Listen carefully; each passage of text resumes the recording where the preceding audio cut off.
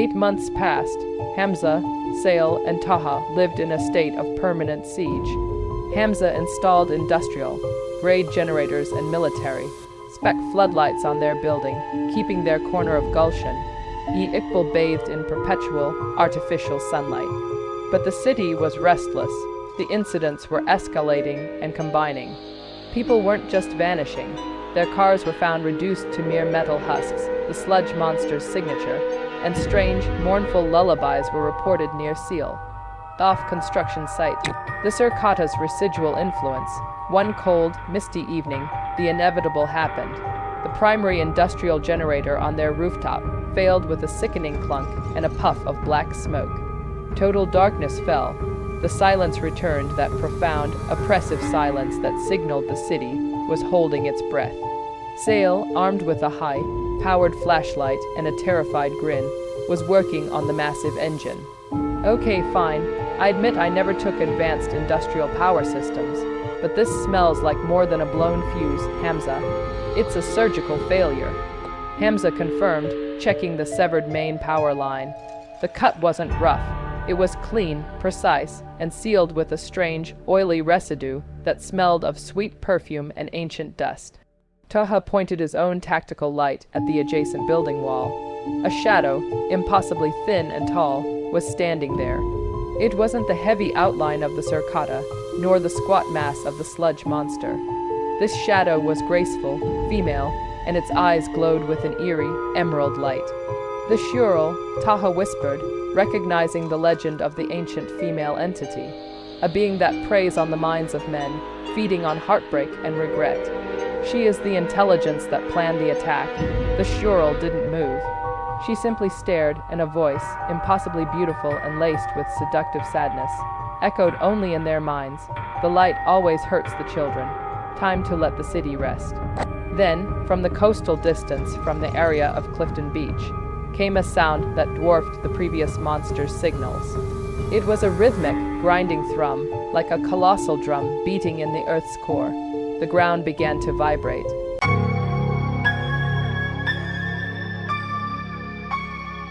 Hamza quickly connected his tablet to the small solar backup. The screen showed the entire Karachi metropolitan area map. The red blotches were back, but they weren't moving inland.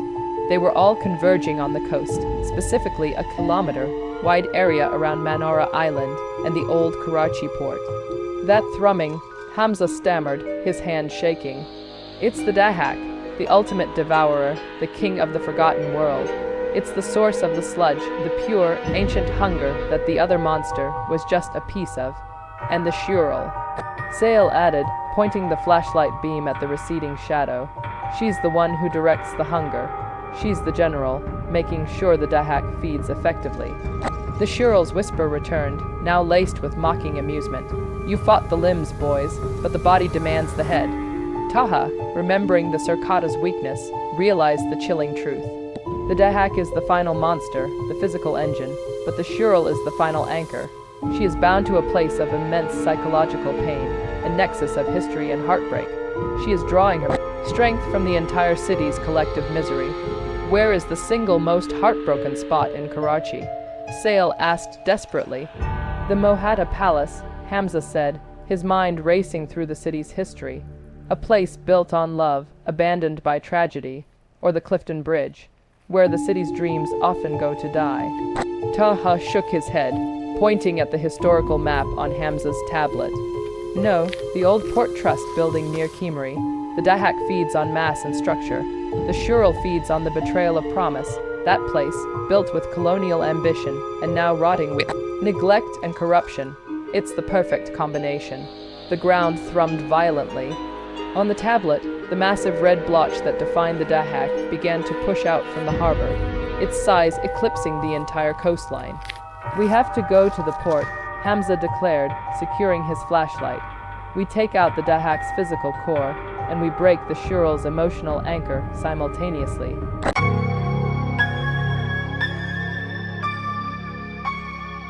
They managed to restore power to a single, battered pickup truck, weaving their way through the dark, abandoned city toward the Karachi port.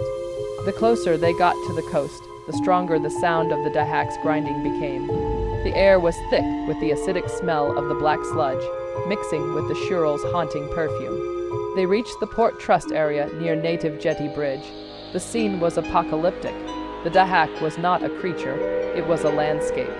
A vast, swirling vortex of black, shimmering sludge that had consumed entire container yards, its mass pulsating with the absorbed metal and concrete. From its massive central body, smaller sludge monsters the mother monster's size, now mere drone. Limbs were constantly being spawned and deployed. Standing on the highest crane, silhouetted against the dark sky, was the Shural. Her emerald eyes blazed as she focused the Dahak's terrifying power. The humming was gone. She was now generating the deep, seismic thrum. The Dahak is too big to hit. Sail yelled over the noise, pointing at the massive, churning sludge. We have to hit the Port Trust building. It's the anchor. The old, imposing Port Trust building stood on the edge of the harbor, its stone foundations dangerously close to the swirling mass. The Shural is defending it, Taha warned. As they watched, shadows detached themselves from the walls of the building. Dozens of them. They weren't headless. They were composite monsters figures that had the long, spectral arms of the Circata, but a core of the black, hardening sludge. Weapons of both physical and psychological warfare, they're combining the threats, Hamza shouted. The Shural is using the Dahak's mass to give the ghosts bodies.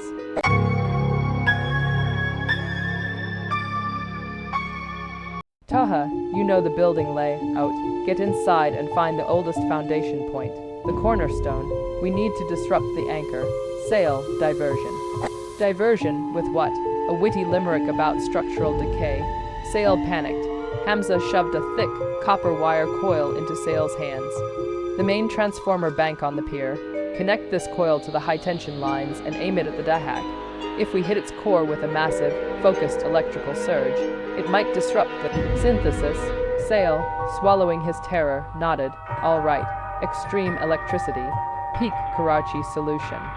As Sail ran toward the pier, Hamza and Taha sprinted for the Port Trust building's main entrance. The sludge. Ghosts immediately converged.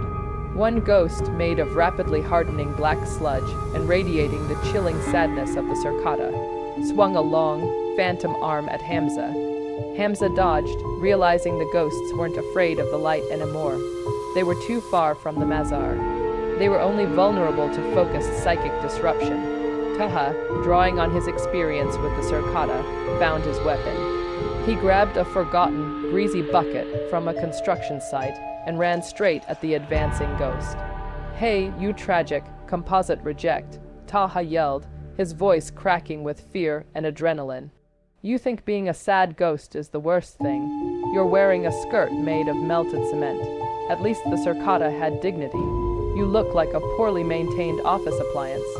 The spectral ghost faltered. The sludge monster's component reacted with confusion, the Circatas with shocked offense. The insult, the sheer absurdity of the comedic attack, momentarily broke its concentration. Hamza seized the moment, smashing his iron door stopper into the ghost's solidified core. The creature dissolved into a puff of black smoke and dried dust.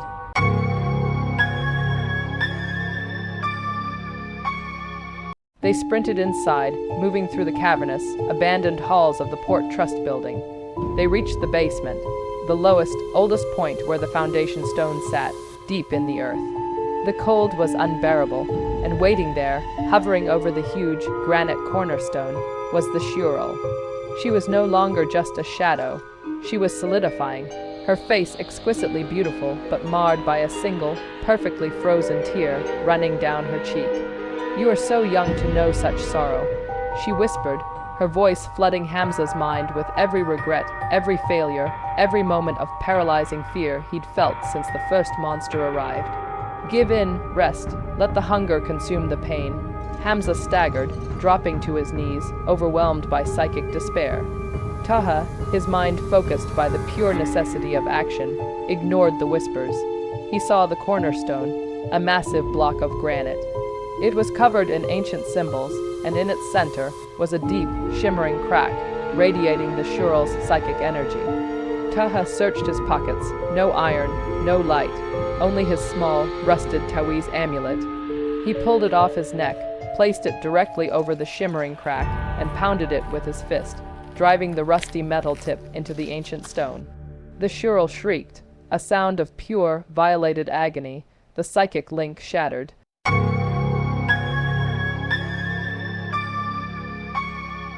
Outside, Sale was finishing his desperate act. He had connected the copper coil to a sparking, exposed height, henshin line. The air crackled around him. He looked at the Dahak, the swirling, continental mass of black sludge. The Shirl's siren song was gone, replaced by a raw, psychic scream. "Time for the finale, you giant, ugly, existential blob," Sale yelled. He threw the coil. It hit the swirling mass of the Dahak's central core. A cataclysmic bolt of pure, raw electricity, the accumulated power of a city's grid, slammed into the Dahak. The result was a non-Euclidean explosion.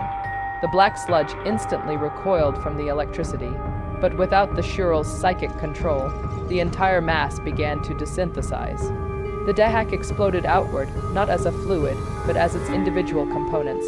Millions of gallons of oily drain water, thousands of tons of compacted, dry, white bone meal, the remains of sludge monsters' victims, and huge, heavy chunks of crystallized metal and shattered rock, the Dahak's structural components. The debris rained down, burying the port area under a thick layer of mineralized horror.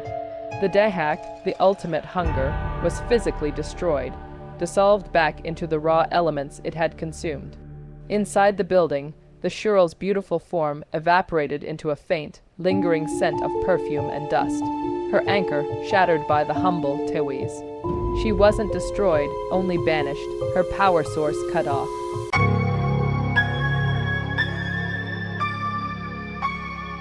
Silence complete, utter silence. Hamza, Sale, and Taha stood together on the ruins of the port trust. The city was still dark, but the air was clean, the oppressive weight lifted.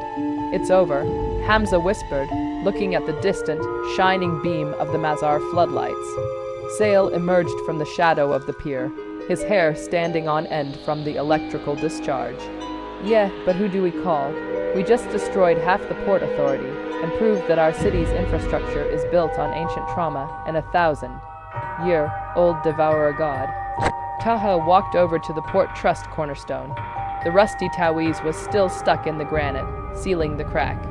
"We don't call anyone," Taha said, looking at his two friends, both survivors of impossible odds. "We are the infrastructure now." They knew their purpose. The City of Lights was haunted not by ghosts, but by its own history and neglect. They had the knowledge, the skills, and the shared, terrifying experience. Hamza's electronics, Sale's absurd bravery, and Taha's ancient wisdom. They were the three guardians who would keep the grid lit. They drove back through the quiet, darkened streets, past the blinding beam of the Mazar. They weren't heroes. They were just three friends who would make sure the generator never failed again. They had learned the greatest horror of Karachi, that the city's true enemy was the darkness that allowed the forgotten things to rise. And the only defense was the persistent, defiant light of the living.